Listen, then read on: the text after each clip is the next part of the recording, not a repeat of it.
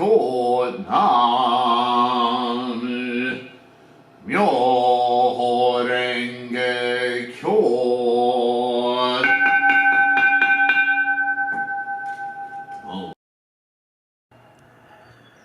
Oops. Sorry about that. Not good at this rig yet. So listen, I just wanted to say a few quick words about something that comes across my purview more regularly lately than usual, so I feel I need to say something about it. You all know, or should know by now, that I am all about the scholarship of Buddhism. So what the heck does that mean? And obviously it's not very green here right now, but I still find it really quite inspiring. And you can see the Kwun there in the distance with the solar panels. So this issue of scholarship, look, some of you follow my Quora posts or my videos. Some of you are familiar with my website. If it's part of the scholarship of the 26 to, depending on the calendar you use, 2600 to 3000 year history of Buddhism, I'm endeavoring to read it all, okay?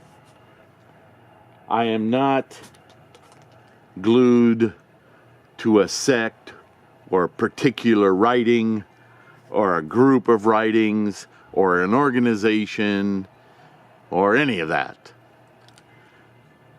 I firmly believe that is exactly not what Buddha taught. Buddha was very specific, and many scholars after his passing have reiterated that Buddhism is a study of all Buddhism and non-Buddhism. But now I have to say, you've heard that before, but now I have to clarify something.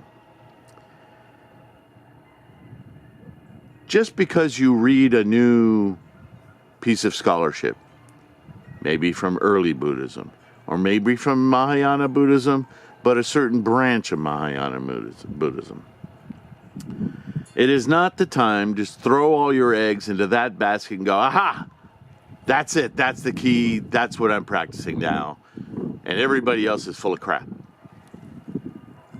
That is simply not Buddhism. Read Nichiren, he'll call you out. The reason you read all of the scholarship isn't so that you can try and pick and choose whatever thing suits your fantasy. Or fancy is what I meant to say. The reason is so that you can build up enough ideas and thoughts in your mind that perhaps through the whole expedient means, through the whole scholarship, that in your own way, you can dig up the already present truth. Each one of us has our own set of billions and billions of obfuscating thoughts, little decisions we've made, little ideas that we've held, little ideas that have been given to us that we took as, engraved in stone. And we build our version of what our Buddha mind and nature is. But we still have we're human, so we still have tons of obstacles to the clarity of what that is. So the point of Buddhist scholarship is that if you read it in enough ways, from enough angles and enough levels, if you will, of understanding, that certain things will start to click. And in your own way, unique to you, unique to your worldview, unique to your way of understanding, you will come to the same overarching, fundamental truth. That's Buddhism. So I've been hearing a lot from people who are stuck on the Angikuden. And there are I'm picking on the Angikuden right now, but I have to tell you, there are a lot of things like this. Writings from Dogen, outside of the scholarship of Buddhism, that people will insist is a scholar. Okay, fine.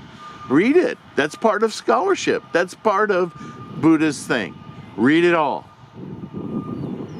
But for you to then take on that book, that scripture, that writing, that thing you now are going to throw all of your eggs of Buddhism in and say, this is it.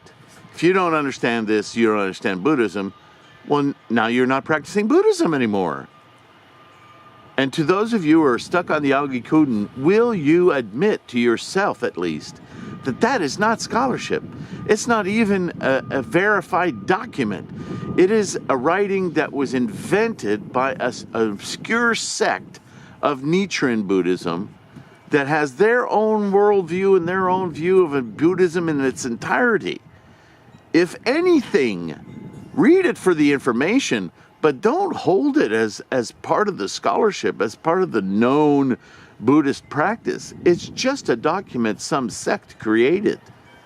There may be usable information in it, but use it to decipher the entirety of Buddhist scholarship, not just your little group.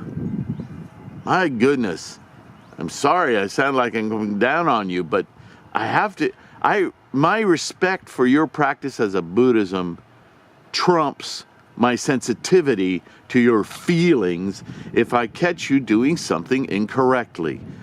I want you to attain full, perfect enlightenment in this life, right now. And if I see that you're doing something that deviates from, not my opinion, but the Buddha's opinion, then I have to point it out. This is how I love you. Anyway, I just have to give you my 2 cents on that. I respect all of you more deeply than I can express.